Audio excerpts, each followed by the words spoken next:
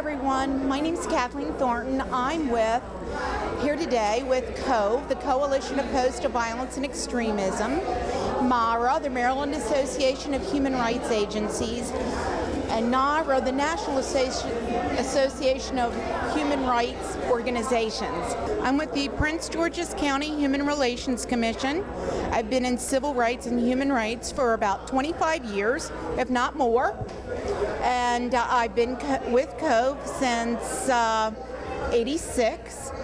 So that's an awfully long time, and we are a group committed to highlighting diversity and improving interracial, intercultural relationships through the whole state. We network and we benchmark with each other and we share ideas. This is our 9th year. I can remember planning our first one like it was yesterday. We've always had a Human Rights Day, but bringing it to Annapolis was an opportunity for us to promote to those people that represent us across the state a way of understanding what our concerns were and highlighting what we thought would be positive change throughout the state of Maryland. It's a big crowd with big plans and a big day ahead. Thank you for tuning in and tuning on, and we have lots to share with you. Hi, I'm Mary Campbell, Howard County Office of Human Rights. I'm the compliance officer, and I've been with Cove since 1984 and have been working with the coalition to fight hate crimes in not just our own county, but throughout the state of Maryland. So we've done this activity, 9 years now at the State House. It's very exciting. Welcome to the 9th annual Human Rights Day in Annapolis. My name is Tom Saunders, and I'm co-chair of the Coalition Opposed to Violence and Extremism, and I'm happy to introduce my other co-chair, Kathleen P. Turner. Thornton. I'm sorry. Prince George's County Human Relations Commission and co-chair of Cove. Okay, at this time we'd like to ask Celeste Morgan if she would come to the front. Good morning. Good morning. It's really great to see you here again this year for our 9th annual Human Rights Day in Annapolis. We've enjoyed the activities and events that we've had over the years, and we're so happy that you're here to join us for such an important day in Annapolis. We have a very, I think, great program for you today, and we're just hope that you will take the information back and go back to your respective jurisdictions and get involved in dealing with hate and hate bias incidents in our state. I am, as Tom said, I'm Celeste Morgan. I'm Executive Director of the Baltimore County Human Relations Commission, but I also serve as President of the Maryland Association of Human Rights Agencies, and as we refer to as MARA, we've been the co-sponsors of this event for the past 9 years. I'm so happy. One of the things that we tried to get is to get our agencies and our commissioners involved in this event. And I would like to take the opportunity to introduce to you our executive directors who are represented. I know there are others who are on their way, but I know the traffic is bad outside and it was real foggy this morning, so that would impact on a lot of us getting here. And as I call your name, would you have if you have commissioners present, would you have them stand along with you? I see Dr. Vernon Gray, Director of the Howard County Human Rights Commission. And we have here this morning the Chair of the Human Rights Commission, Pat Davis. Good morning. And we have From Prince George's County, the Executive Director, Jamila Adams. And we have all the way from Cumberland, the Director of the City of Cumberland, Maryland Commission. We have Darrell Lee Powell. And we have from Montgomery County, Acting Executive Director of the Montgomery County Office of Human Rights, Michael Dennis. And we have from the EEOC, our standby who's always here, Sandra Bird. Any other commissioners are here. And I'm happy to see my commissioner, Cecilia Myrick, a member of my staff, Dr. Denicon. So welcome, and I know there will be others throughout the day. If I've omitted anyone, we want you to be recognized, and we want people to know that you're here. Thank you so much. We'll continue to recognize people that come in late. So if we could start with Carolyn. Good morning, I'm Bill Anderson, Norman Classified Employees Association. Sorry, Michael Dennis, I'm Jeff Bryce. I'm representing Cove County Jewish Federation. Full Production, State Department of Education. Tim Johnson, United States Department of Justice. Bill Allen, Maryland Military Department. Rita Robinson, the Maryland Coalition for Multicultural Education. Okay, the theme of this year's annual day in Annapolis is the noose, a symbol of hate. And Cove adopted a resolution. And I'm going to read that resolution, a resolution adopted by the Coalition Opposed to Violence and Extremism. Whereas the Coalition Opposed to Violence and Extremism, formed in 1979, pursues activities that oppose, resist, eliminate hate, bigotry, prejudice, violence, and extremism based on race, religion, ethnicity, gender, sexual orientation, and disability. And whereas Cove is comprised of civil rights agencies, organizations, and individuals of Maryland committed to fostering understanding and tolerance amongst diverse groups in the community. And whereas Cove is hosting its 9th annual Human Rights Day in Annapolis with the theme, the noose, a symbol of hate. And whereas the hangman's noose has come to be one of the most powerful visual symbols directed against African Americans and evokes strong emotions in African Americans and others of the diaspora. And whereas its origins are connected to the history of lynching in America, particularly in the South after the Civil War, and whereas violence or the threat of violence replaced slavery as one of the main forms of social control that racists use on African Americans, the noose quickly became associated with the first Ku Klux Klan.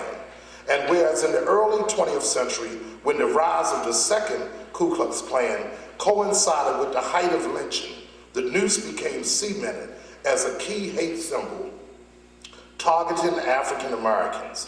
And whereas in modern times, the noose may appear as a drawing or rendering, but the use of the actual noose to intimidate or harass African Americans by leaving one at someone's home or workplace can be especially terrifying.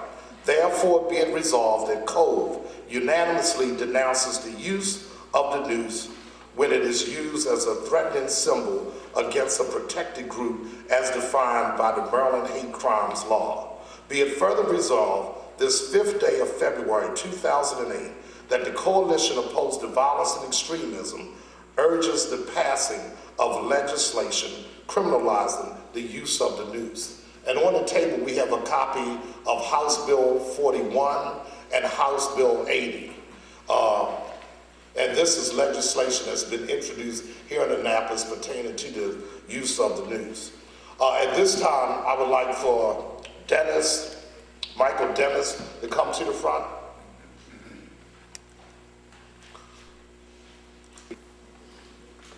Thank you, sir. Good morning. just wanted to say hello, officially good morning, and to bring you greetings from the National Association of Human Rights Workers. The NAHRW, or NIRO as we call it, is the oldest trade association for people who work in the field of civil rights. It is 61 years old this year, it was founded in 1947. And the NIRO Association provides training and certification for people who work in the field of human rights. A professional human rights worker and a master professional human rights worker certification is available. We have training at an annual conference every year. The next conference will be in Detroit at the Motor City, I'm not supposed to say this, Casino Hotel. And that's just to encourage any of you who didn't hear the word casino, in case you want to show up. And I'm also speaking, giving greetings this morning from National President, Mr. Rashford, in North Carolina. Thank you very much for coming. And we're also having in Montgomery County this year our third annual Hall of Fame to recognize people who've made contributions in human rights. And the theme for this year's celebration is called Be the Difference. So I leave that theme with you today also, that you are here also today to be the difference. Thank you very much. Okay, we're going to ask that Dr. Martin come to the front. Our speaker for this morning is Dr. Joanne Martin. And Dr. Joanne Martin is one of Baltimore's visionaries. She's a co-founder of the National Great Blacks and Wax Museum. This museum was started some 20 years ago by the late Dr. Elmer Martin, her late husband, and Dr. Joanne Martin. Both were college professors, and she can tell you about the reason for the establishment of the Great Blacks and Wax Museum. But one of the things I want to say is, as tourism grows in the city of Baltimore, we recognize the Great Blacks and Wax Museum as the catalyst for African American tourism. Several tour companies have been developed as a result of the museum being in Baltimore, and it really has served to empower us. So at this time, I would like to introduce Dr. Joanne Martin.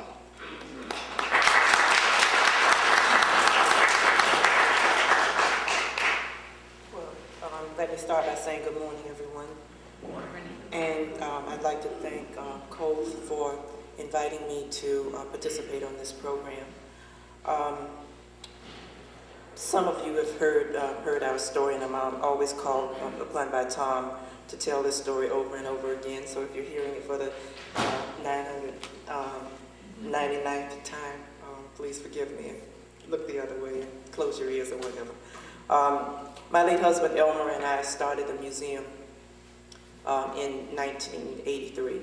So 2008 represents our 25th year of doing what we do.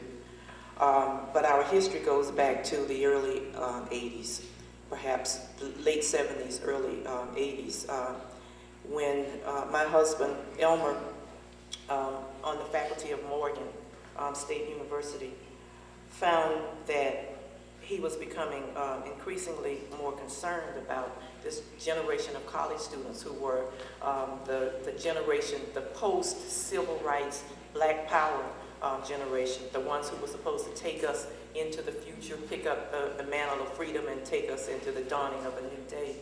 That in a very brief time, they had decided that learning black history and culture would be of no value. It wouldn't be the American dream or the middle class dream or the corporate dream or whatever the dream might be.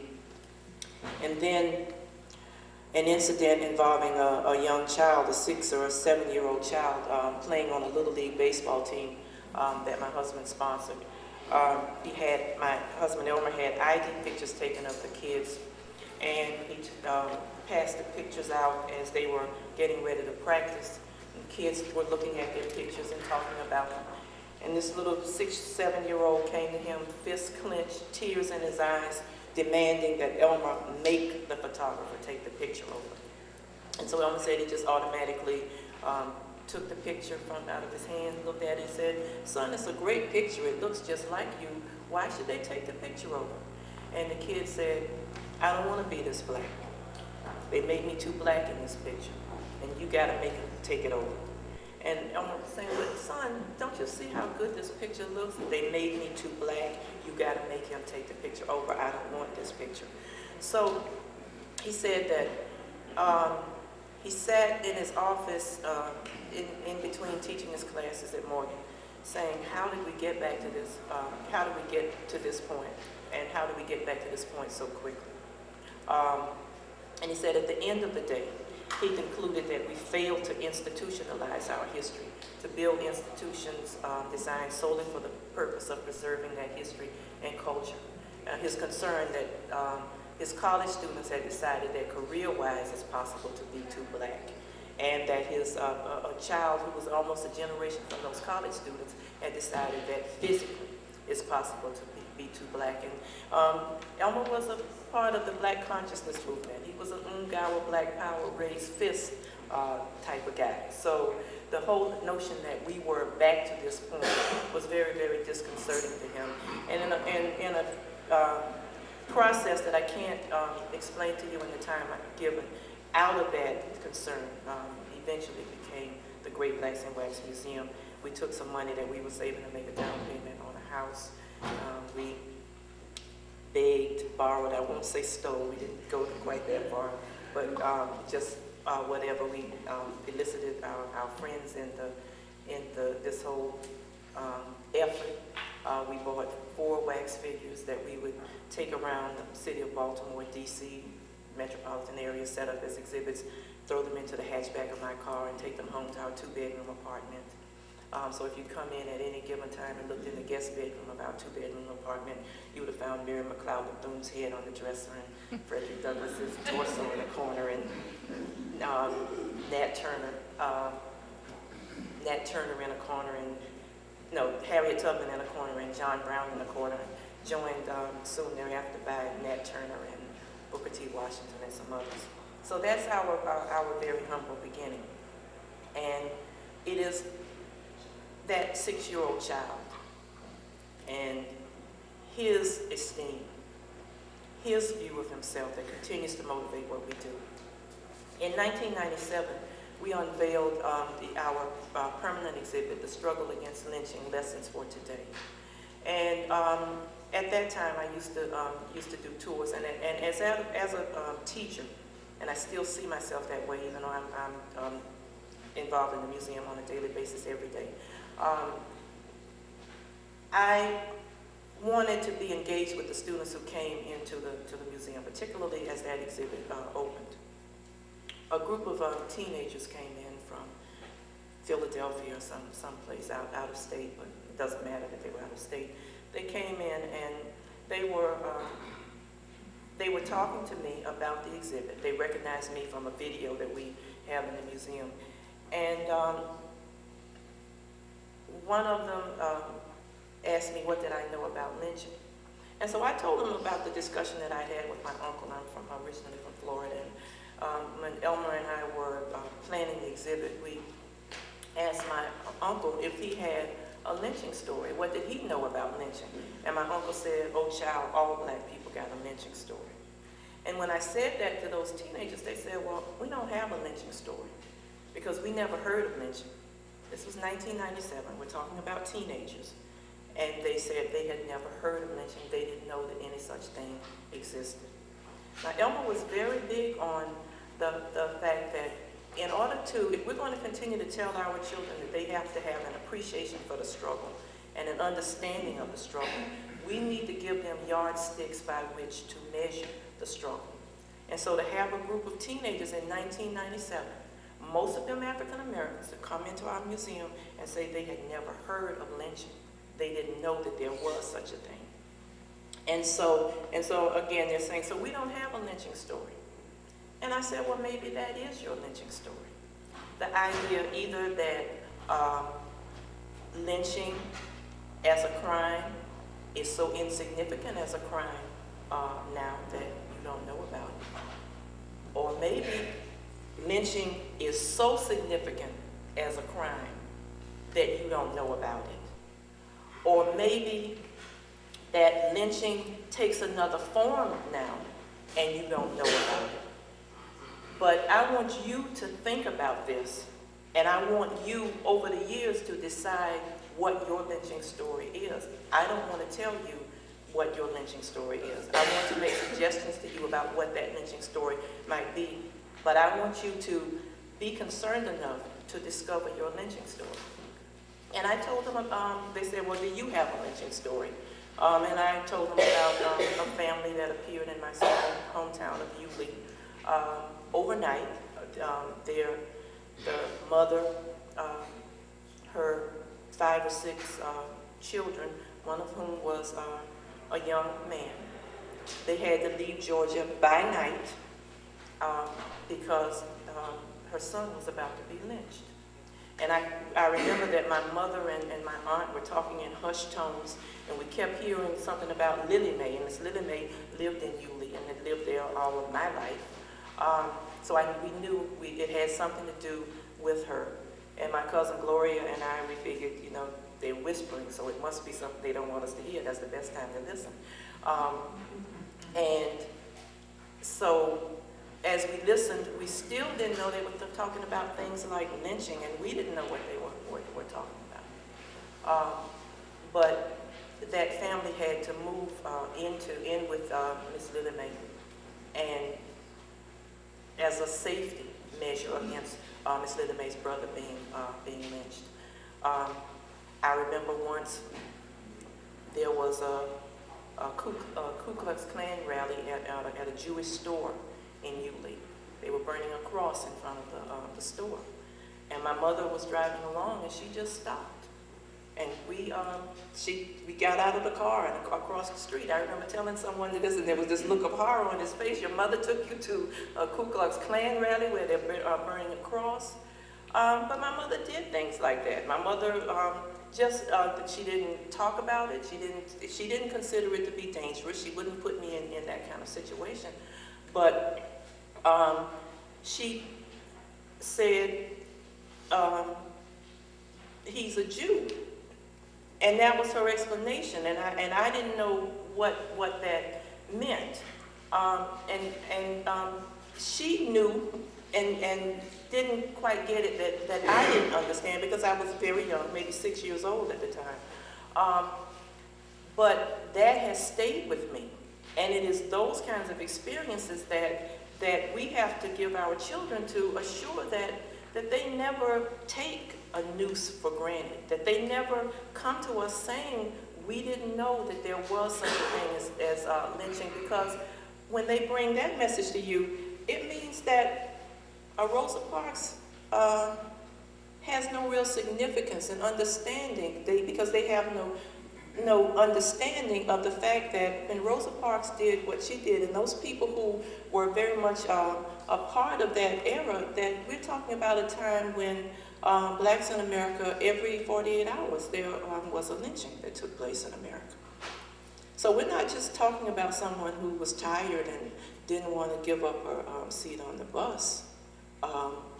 We're talking about people who knew the dangers that existed, but who stood up anyway. And that for Rosa Parks, it was far less about sitting down as it was standing up. But our children won't understand that. If we fail to share those important yardsticks by which to measure oppression, by which to measure struggle. When we talk about lynching, I'd like for this, in the time that I have, and we're not really sure how much time that is yet, but in the time that we have, I'd like for this to be a dialogue. So when we talk about lynching, we are, of course, talking about the era that began mainly in Reconstruction. But in talking to our children, and I want to pick up on, I didn't finish a thought about those teenagers in the lynching exhibit. There was a young Japanese American student with the group, and she kind of hung back as the African American students were talking about the fact that they didn't know about lynching. And so when they left out, she said, she walked up to me, she said, I heard my classmates talking about not knowing about lynching. She said, and I didn't know anything about it either, but I have a more personal struggle and concern right now because it's tearing me apart, and I want to talk to you about it. And I said, okay, well, what do you want to talk to me about? She said, I just found out about Japanese American internment. She said, my grandmother, my mother, nobody has ever talked to me about this. She said, they showed a movie in my class. And they would turn, she said, and the students were turning to me, to talk to them about it.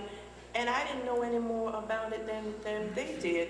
And she said, and I have been in agony since then. And as I listened to my classmates talk about not knowing about this phenomenon of lynching, I asked myself, who makes these decisions about what history gets told? And it was such a poignant moment between the two of us because I could feel her pain. And we looked at each other, and the next thing we know, we're wiping tears and hugging each other.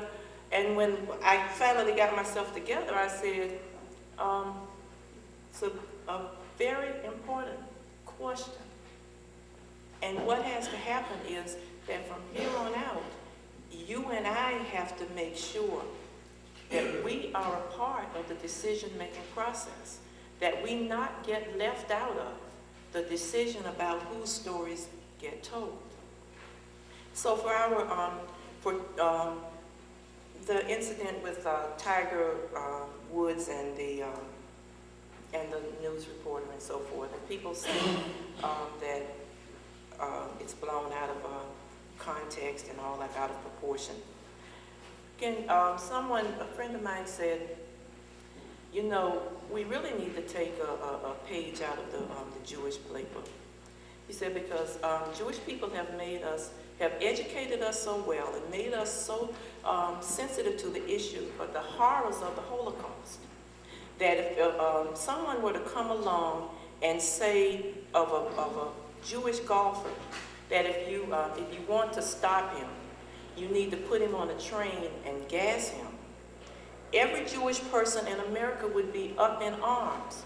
And every African American who has any consciousness at all would be up in arms about the insult of that, would have no problems whatsoever understanding the insult of that. I'd be ready myself to strike the first blow against someone who would dare make that kind of remark. So for a Tiger Woods, who has been given every kind of advantage that came from the struggles of people who made it possible for him to play on a golf course. For Tiger Woods not to understand the insult of that and to say she was just joking, there is not a Jewish person in America who would, or in the world, that would even dare, I truly don't believe it, that they would even dare to see that kind of remark as a joke. And so how do we get to this point? How do we as African Americans get to this point where no one is taking this kind of remark lightly? Because it carries with it all kinds of hatred. When we look at the period known as Reconstruction, and if we borrow a line from A Tale of Two Cities, the best of times and the worst of times. In terms of the best of times, we're talking about people, newly freed slaves, or people coming out of that era as freemen, but who had lived in virtual slavery. And people who were now holding office. We have that whole freshman class of Blanche K. Bruce, for example, who were the freshmen, the congressmen of the United States. We have a time in America when between 1865 and 1910, over 65 historically black colleges and universities were created. We have a time in America when community and institution building was